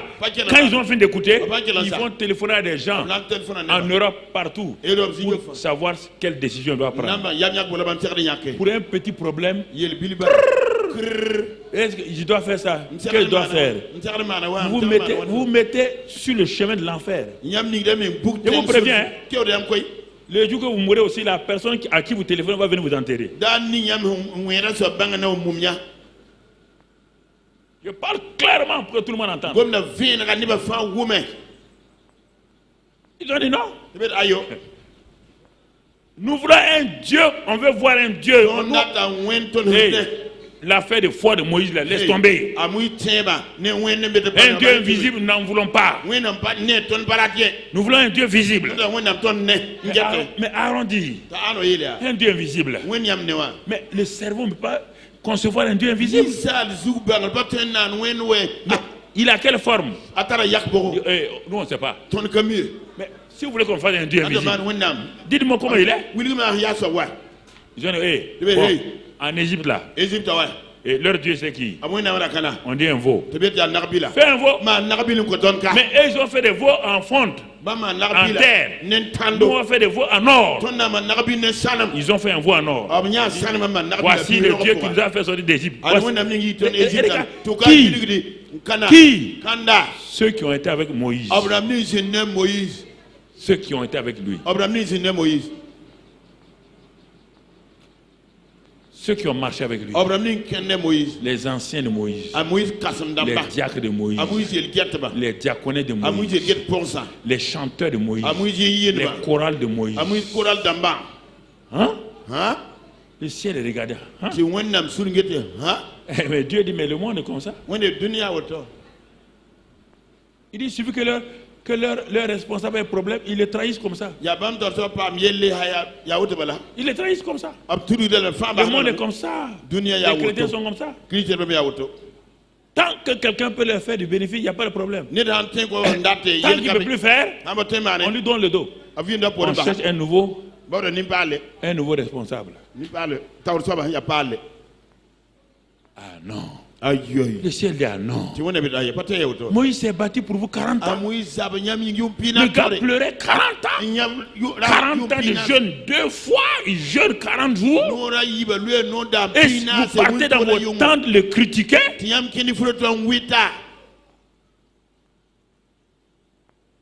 Il dit bon, cette génération-là, elle n'entrera pas en Canaan. C'est moi Dieu, c'est moi qui ai la clé. Ils ne vont pas entrer. Ils vont tous mourir là-bas. Est-ce que vous entendez? Le fait que vous soyez au TBI n'est pas une garantie. Est-ce que vous vivez la vie de Dieu? Est-ce que vous vivez avec le Seigneur? Et vous posez la question. Murmurez là dans vos maisons là. Ça vous sert à quoi? Vous posez la question. Vous allez voir Dieu. Vous allez voir Dieu. Si vous mourrez aujourd'hui, vous pouvez le voir. Vous pouvez le voir? Non. L'enfer. Enfer. Vous pouvez le voir? Vous pouvez le voir? C'est le problème. On vous flatte en ville. On vous dit n'importe quoi.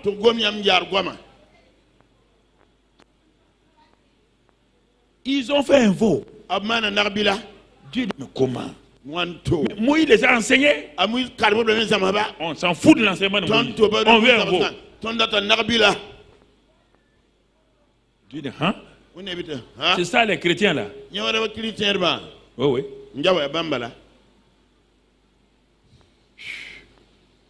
La foi est liée au Dieu invisible. Tant que tu n'acceptes pas ça là, tu vas inviter tes propres dieux, tes propres idoles.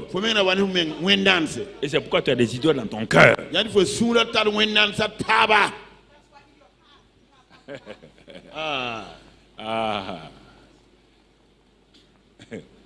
C'est pourquoi tu as des idoles dans ton cœur. On va faire ceci. Non, tu as des dieux dans ton cœur. C'est ça. La foi, ce que je vous dis là, c'est lié au Dieu invisible. Quand il dit de ne pas mentir, il ne ment pas. Quand il dit de pardonner, il faut pardonner. Il n'y a rien d'autre. S'il n'y a pas ça, tu ne l'aimes pas. Mais celui qui m'aime là, c'est celui qui garde mes commandements. Dieu peut vous distribuer des bénédictions. Hein. Ça ne veut pas dire que Dieu est d'accord avec vous. Hein. Okay.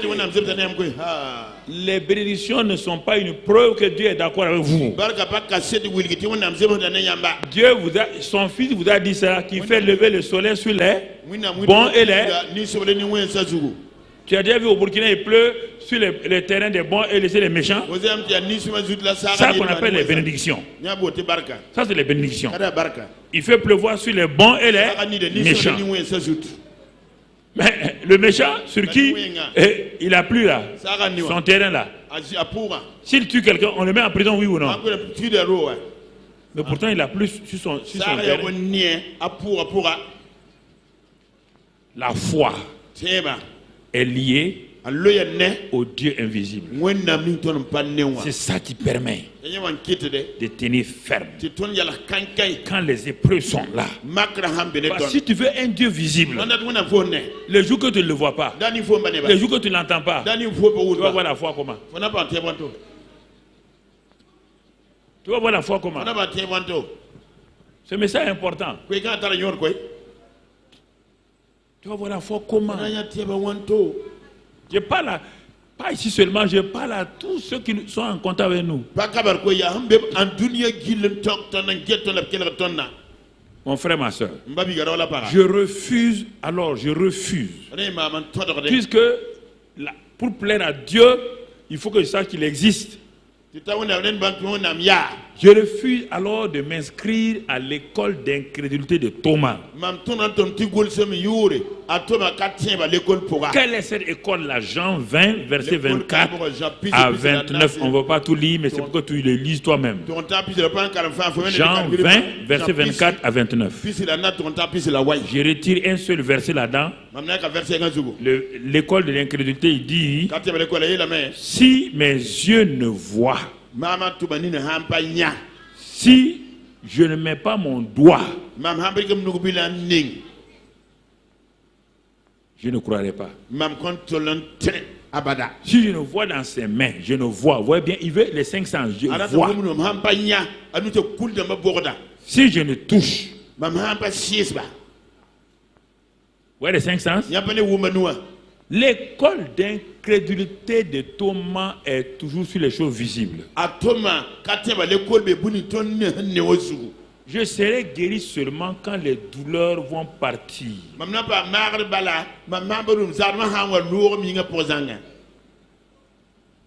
Non. Quand les 10 lépreux partaient se montrer au temple, ils étaient lépreux. Aucun d'entre eux ne marchait correctement. Ils étaient lépreux.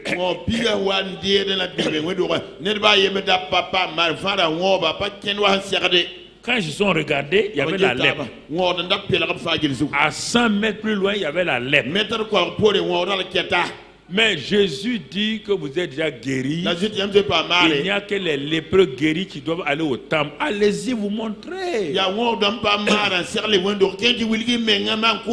L'invisible a déjà produit son effet. Maintenant, la manifestation se fera. Si toi tu crois, tu vas.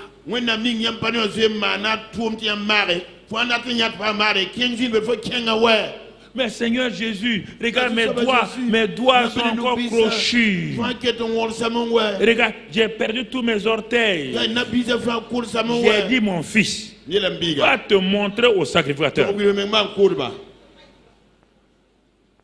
Puisez l'eau. Là-bas, il y a le vin. Qui est en train de chercher le vin? Le maître des cérémonies. C'est pas ceci-là. C'est le maître des cérémonies qui veut le vin. Allez-y lui montrer le vin. Mais Seigneur, on a de l'eau. L'invisible divin a déjà produit le vin là-bas. Les choses visibles viennent de l'invisible. L'invisible était dans leurs mains. Était là. La parole invisible a été proclamée. Ils ont toujours l'eau.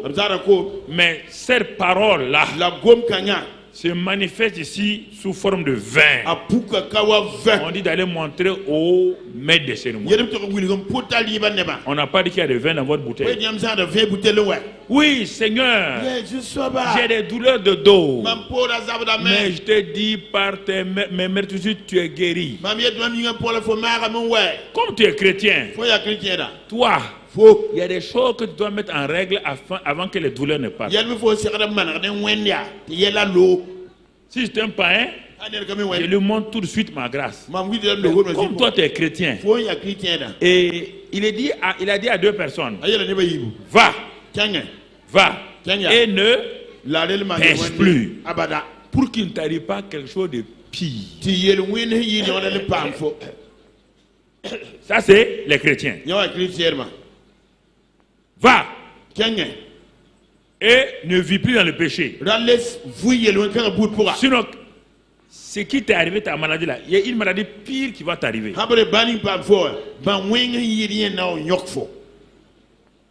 Mais quand la femme cananéenne, au centurion romain, ils ne sont pas des croyants juifs. Il dit non, va, ton serviteur est guéri. C'est pourquoi le chrétien n'est pas guéri de la même manière que le païen. Jacques 5 dit aux chrétiens, confessez vos péchés les uns aux autres. Ta source de maladie est un péché contre ton frère, contre ta soeur. Tu as péché contre ton frère, ta soeur. Il dit confesse. Quand tu as confessé, ensuite priez les uns pour les autres, afin que vous soyez guéris. Car la prière de la foi basée sur la confession, la réconciliation marche vite. Ça, c'est le premier niveau. Mais si tu ne veux pas ça, il dit appelle les anciens. Et que les anciens prient pour toi après avoir confessé tes péchés. C'est à toi de choisir. Ou tu vas aller dire tes péchés aux anciens. Ils vont faire l'onction d'huile. Tu es guéri. Ou bien celui avec qui tu n'es pas en bon terme là, tu vas vers la personne. Tu dis mon frère, ma soeur, ça ne va pas. Ce qu'on a fait, ce que j'ai fait le jour là, ça ne va pas. Tu as les deux voies. Ça c'est les chrétiens. C'est pourquoi on dit au nom de Jésus, les chrétiens ne sont pas guéris. Le païen qui est au fond là-bas, lui il est guéri. Dieu veut montrer sa miséricorde. Mais le chrétien ne veut pas obéir. Il veut être guéri automatiquement et que ses péchés ne soient connus de personne. Au début, les gens quittaient Gunguen partout pour venir ici.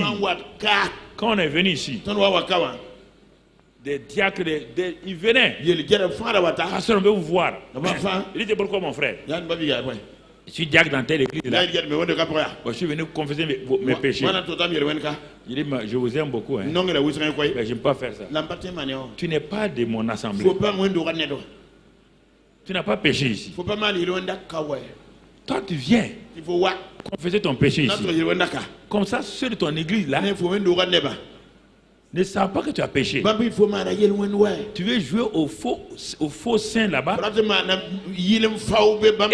Et c'est chez moi que tu viens confesser. Mon ami, tu vas voir ton pasteur. Tu vas voir tout le monde là-bas. Et ils vont, tu confesses, ils vont prier. Non, ils ne viennent pas. Ils vont quitter aller ailleurs. Et il y a des pasteurs qui font ça. Et des gens qui font ça. Quelqu'un a fait des bêtises dans son église. Il vient te voir. Toi, tu peux. Vous prenez les péchés des gens sur vous, après vous êtes malade. Il n'a pas de responsable. Il dit mon frère, tu as péché contre qui? C'est tel frère. Allons-y chez le frère. C'est contre telle soeur. Allons-y chez la soeur. Allons-y nous asseoir. Tu expliques. Maintenant moi j'ouvre la Bible et vous vous réconciliez. On prie pour vous. Il n'y a pas de problème. Tu as péché contre un responsable. Va voir les responsables. Le péché que tu as commis là, c'est un péché personnel. Va voir les responsables. Tu confesses ton péché, ils vont prier pour toi. Non, non, non. Tu te lèves, tu t'en vas. Qu'il y a une prophétesse là-bas. Va, tu rends la prophétesse la malade. Pourquoi la plupart des prophétesses sont malades? Elles sont malades. Parce qu'elles veulent prendre les péchés que les gens commettent dans leurs églises sur elles. Vous les rendez malades. Vous mentez ici, vous trompez, vous voulez aller confesser à Tanguy Ndasouri. Vous partez mettre sur le pasteur de Tanguy Ndasouri un problème. Mais par contre, si tu viens, les anciens sont là, les pasteurs sont là.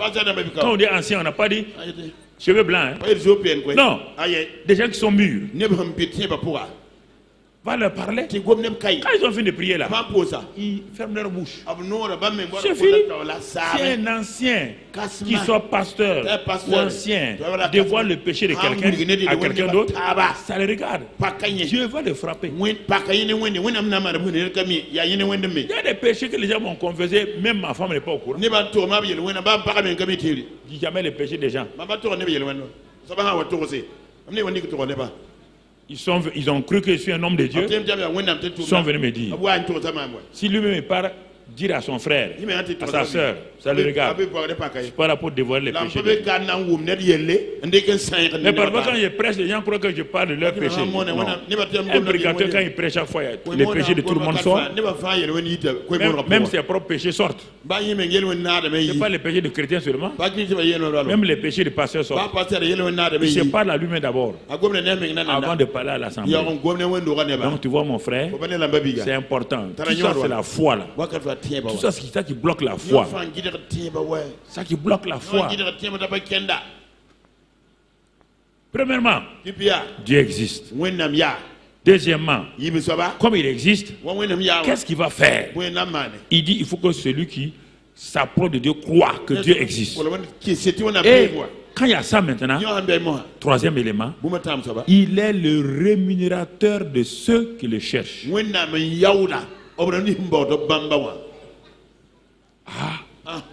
Je quitte l'école de Saint Thomas. Je refuse de vivre sur ce que je vois, ce que j'entends. Je crois au Dieu invisible. Ce qu'il a dit de faire là, je le fais. Je crois à sa parole. Je marche selon sa parole. Et si je n'arrive pas, je confesse. Si je pêche, je confesse.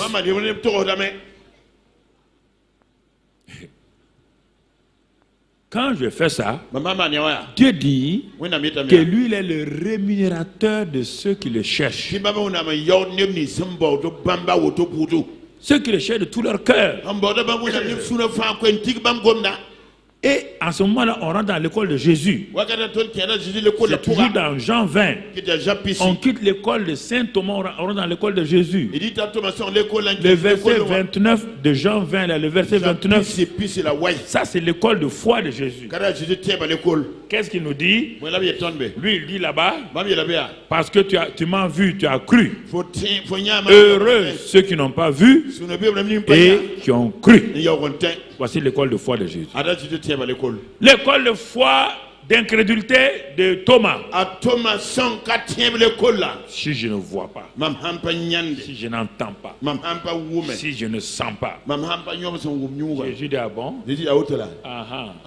Thomas, tu as été avec moi 3 ans et demi. C'est ça le résultat. Oui. Donc vous voyez, vous voulez que nous les pasteurs on fasse quoi? Voici le pasteur principal. Il s'appelle Jésus.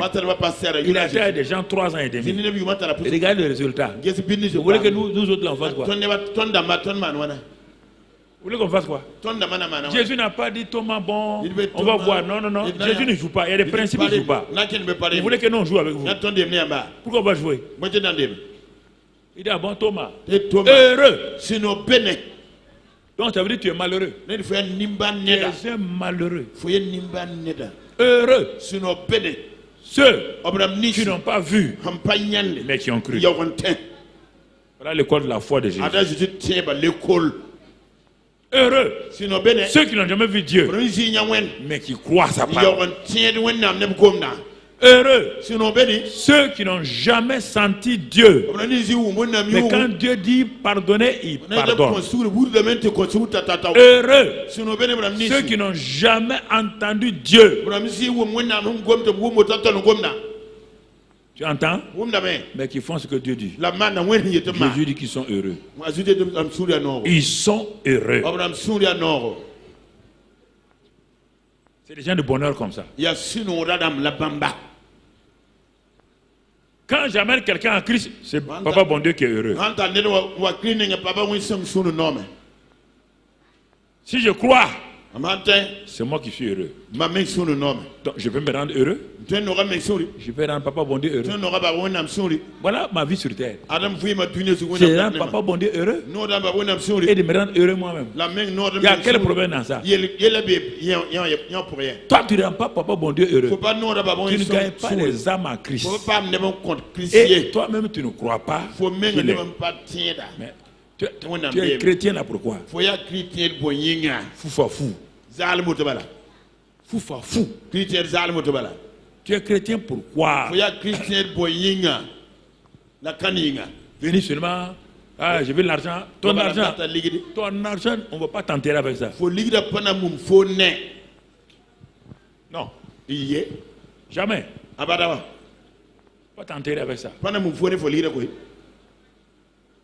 Jamais. C'est pourquoi les gens, pour leur conscience, quand ils veulent mourir, ils disent maintenant, quand je vais mourir, prenez mon argent, donnez à telle église. C'est trop tard. Trop tard. Trop tard. Ça ne sert plus à rien. Non. Ça ne sert plus à rien. C'est maintenant. Maintenant, mon frère. Regarde. Ceux qui ont cru sans voir.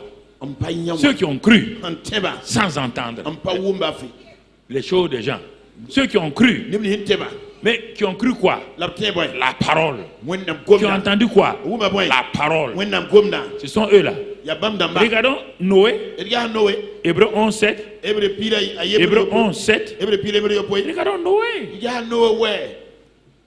Dans sa génération, les gens ne croyaient pas au Dieu invisible. Ils sont allés se marier entre eux. Ils ont produit des géants bizarres. Il est dit que tous les jours, leur cœur se portait uniquement, vous entendez, vers le mal. Nous sommes dans cette génération-là. C'est le mal partout. Le mal dans les quartiers, le mal chez les chrétiens, le mal chez les non-chrétiens, il y a le mal partout. On ne sait plus qui est bon, qui est mauvais. Quand tu vois les chrétiens méchants, le monde méchant, tout le monde méchant, on ne sait plus qui est bon. On ne peut plus faire confiance à un chrétien. Il te vend comme Esaü a vendu son droit d'aîné. C'est ça. C'est dans cette période-là que Noé vivait. On dit on ne peut pas vivre comme ça. Parce qu'il y a un homme qui vit seul comme ça. Qui vous a dit qu'on ne peut pas vivre comme ça? Vous vendez votre âme à Satan. Vendez votre âme à Satan. Qu'est-ce que Noé a fait? Il a décidé, quoi qu'il advienne, de croire qu'il y a un Dieu invisible. Un Dieu qui rémunère ceux qui le cherchent. Il a cru. Et quand il y a un homme comme ça, Dieu aussi va le rémunérer. Dieu a décidé de détruire la terre. Et la Bible dit dans ce passage de Hébreux 11, là, on revient sur ça. Qu'est-ce que Dieu a fait? Et regardez l'expression. C'est par la foi que Noé, divinement averti des choses qu'on ne voyait pas encore. Des choses invisibles.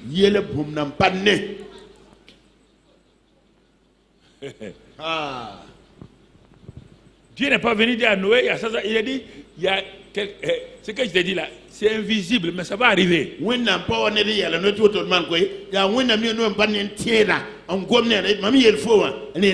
Noé, tu crois? Je crois. Même si tu ne vois pas, je crois. Et je vais te dire ce qu'il faut faire. La chose invisible là, c'est qu'il va pleuvoir. Tu as déjà vu la pluie? Il dit non. Tu connais la pluie? Il dit non. Dès le moment où c'est toi qui me parles et que tout est possible à toi, c'est pas un problème. Donc Dieu dit, sur la base de ma parole invisible, construis l'arche pour sauver ta famille. C'est sur l'invisible que Noé a construit le visible. L'arche que Noé construisait là montrait qu'il croyait à la parole invisible. L'arche là est le résultat de la parole invisible. A-t-il sauvé sa famille, oui ou non? Ok. La nouvelle génération a recommencé par qui? Quand Dieu a fini de détruire toute la terre, qui a recommencé la nouvelle génération? C'est Noé. Abraham est venu de quelle génération? De Noé. David est venu de quoi? Noé. Moïse est venu de quoi? Jésus est venu de qui? Noé. Vous avez dit qu'il a fait des défauts, mais ce n'est pas les défauts là. C'est ce qu'il a fait là. C'est ce qui compte avec Dieu. Un homme peut faillir à un moment donné, mais il va se reprendre. Est-ce que vous comprenez? Vous voyez là? Il a été divinement averti. Il ne sait pas qu'est-ce qu'une arche. Il n'a jamais vu la pluie. Mais il sait que le Dieu invisible, là, quand il parle, la chose va se faire. On est dans les derniers temps. Hein. Je n'ai pas dit qu'on verra l'enlèvement, mais j'ai dit qu'on est dans les derniers temps. Ce que je vous dis là, si vous ne voulez pas accepter ça, vous voulez continuer à vous accrocher sur des gens, accrochez-vous. Le temps de Noël là, est-ce qu'il y avait 100 personnes? Il y avait 1 million de personnes? Je te pose la question. Quand l'eau est venue là, l'eau a fait quoi? L'eau a eu pitié d'eux? Si Noé était resté sans arche, bien qu'il soit juste là, il allait quoi? Bon, je suis en train de vous parler, asseyez-vous. Je vais devenir ministre, je vais devenir chef. Ministre, quoi, ton bureau. Et quelle histoire ça? Vous ne voulez pas servir Dieu? Tout le temps en train de rechercher la gloire vaine. Je veux des milliards. Autant de Noé, il n'y a pas de milliards.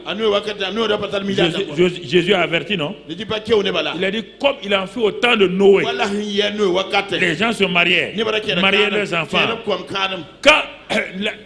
Quand le déluge est venu, il y avait un mariage ce jour-là. Les mariés et leurs robes sont partis dans l'eau. Jésus a prévenu. Vous voulez vous amuser? Il a prévenu.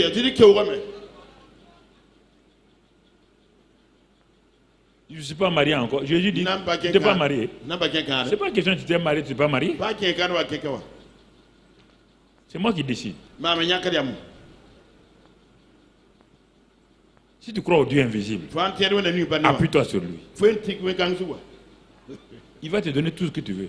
Mais si tu refuses ça, là, tu cherches les choses de Dieu. Tu ne veux pas le Dieu invisible. Mon ami, il faut me quitter le christianisme. Parce que tu ne verras pas Dieu. Dès que tu fermes les yeux, les démons t'ont transporté. Ça, c'est clair et net.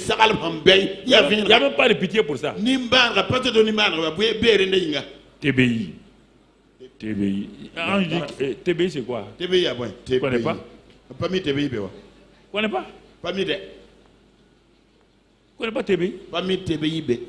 C'est où ça? Tu connais pas Papa Karambiri? Je le connais lui. Les démons ont dit je connais Jésus. Je connais Moïse. Je connais Paul. Mais vous, je ne vous connais pas. Les démons ne sont pas bêtes. Ils connaissent les gens. Il faut te faire connaître par eux. Quand ils te voient, ils savent que tu es un enfant de Dieu. De même que Dieu sait que tu es son fils. Les démons, tu dois savoir que tu es un fils, une fille de Dieu. S'ils ne te connaissent pas, ils vont te détruire. Ils ont frappé les filles de Séva. Arrêtez de vouloir entendre des fables. Dieu m'a ramené à mon texte de consécration. Il dit c'est Timothée 3. Prêche en tout temps, favorable ou pas. Les gens vont se donner une foule de docteurs. Quant à toi, ça c'est au niveau de Noé. Et Hébreux 11. Hébreux 11. Verset 24. Regardons un autre homme, lui s'appelle Moïse. Noé a été divinement averti pour les choses qu'on ne voyait pas. Moïse n'a pas été averti. Mais qu'est-ce que Moïse a fait? C'est pas la fois que Moïse refuse d'être... Bon, continue. Il refuse d'être fille de la fille de Pharaon. Qu'est-ce qu'il va faire? La Bible dit, va au verset 26-27. 26-27. Regardant l'opprobre de Christ. Est-ce qu'avec Christ au temps de Moïse? Hein? Regarde, le gars a développé ce que Noé, lui, il a entendu la parole. Est-ce que... Bon, une autre fois, c'est trop riche. Noé est en réalité le père de la foi. Son petit-fils Abraham va venir. Tu comprends? Mais qui a commencé la nouvelle génération? C'est Abraham. Hein? Abraham va commencer la race de qui? Des Juifs. La race des Juifs vont venir d'Abraham. Mais qui a commencé la nouvelle génération? Quand le déluge a fini là, il y avait combien d'hommes sur la terre? Toute la terre, il y avait combien? Combien? 8. 8.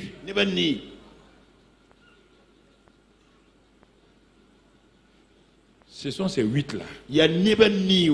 Toi, tout. On vient de là-bas. C'est Noé. Quand Dieu a parlé à Noé, et que Noé a commencé, les hommes ont commencé à savoir que Dieu parle. Et que quand Dieu parle, ce n'est pas obligatoire que tu vois la chose. Quand il est arrivé à Abraham plus tard, quand il a dit à Abraham, quitte ton pays, il dit,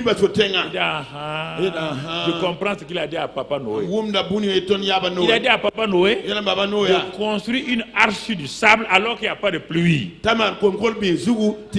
me dit à moi de quitter mon pays sans enfant. Il ferait de moi des grandes nations. Lui, il est parti. Quand Isaac est venu, quand il y avait la sécheresse, Dieu dit à Isaac, ne descends pas, reste ici. Isaac dit, Papa Noé a fait comme ça. La foi de Papa Noé, c'était le déluge et l'arche. La foi de Papa Abraham, c'est de quitter. Moi, ma foi, c'est de s'aimer dans la famille. Oui, la foi a commencé à grandir. La foi a commencé à grandir. Quand on arrive à Moïse, au temps de Moïse, maintenant, les gens cherchaient quoi? Ils cherchaient à savoir que celui qui devait venir, qui doit écraser la tête du serpent là, ils sont au courant de ça. Il doit écraser la tête du serpent. Genèse 3. On a dit à Abraham que ta postérité. Donc il est au courant. Maintenant on dit à Moïse, il est un prophète comme toi. Moïse est au courant. Donc Moïse a commencé à faire quoi? Il a commencé à fixer quoi? Ses yeux sur celui qui devait venir. L'invisible. L'invisible. Regarde. Ramène le verset. L'invisible. Comme une richesse plus grande que les trésors. Il y avait les choses visibles, il y avait les choses invisibles. Moïse était entouré des trésors. Les trésors de Moïse, tu n'as même pas eu. Tu n'as même pas le 10e. Toi déjà tu as tes yeux fixés sur tes trésors. Que j'ai une maison de 15 000 mètres carrés. 15 000 mètres carrés. Tu vas amener ça dans ton cercueil ou quoi? Moi, j'étais dans le palais le plus grand de l'époque. Le palais royal. Tout l'or du monde était chez Pharaon. La puissance était chez Pharaon. Tous les trésors de l'Égypte. Continue. Trésors de l'Égypte. Et car il avait les yeux fixés sur la rémunération. On dit, qu'est-ce qu'on a vu dans Hébreux 11:6? Que quand on suit Dieu, il rémunère quoi? Hébreux 11:6. C'était au temps de qui? C'est avant Noé. Bon, Tu es fatigué déjà. Bon, je vais ça rentre plus, tu es saturé. Hébreux 11:6. Que Dieu est le rémunérateur de ceux qui le cherchent. Retourne à Hébreux 11, verset 20, avec Moïse là. Ici, il est rémunérateur de ceux qui le cherchent. Ce que tu as mis avec Moïse, va maintenant là-bas. Non, va. Voilà, c'est ça. Il avait les yeux fixés sur la rémunération. Mais le verset 6 là, c'était au temps de qui? C'était au temps de qui? Noé. Qu'est-ce que ce verbe vient trouver avec Moïse? Ça continue. De génération en génération, tout le monde cherche à voir le Dieu invisible maintenant. Tout le monde a les yeux fixés sur le Dieu invisible. Quand le tour de Moïse est arrivé, sa foi est différente de celle de Noé, différente de celle d'Abraham, différente de celle d'Isaac, différente de Jacob, différente de tout. Maintenant, lui, sa foi est basée sur quoi? Puisqu'il représente celui qui fait sortir les gens de l'Égypte pour les amener à Canaan. Il représente le type de Christ qui fait sortir les gens du monde pour les amener donc dans le ciel. Donc automatiquement, quand il a vu l'agneau, quand il a vu toutes ces choses-là, il a commencé à fixer ses yeux sur le chef et le rémunérateur de la foi. Je vais m'arrêter là. C'est bon. C'est pas arrivé, mais c'est bon.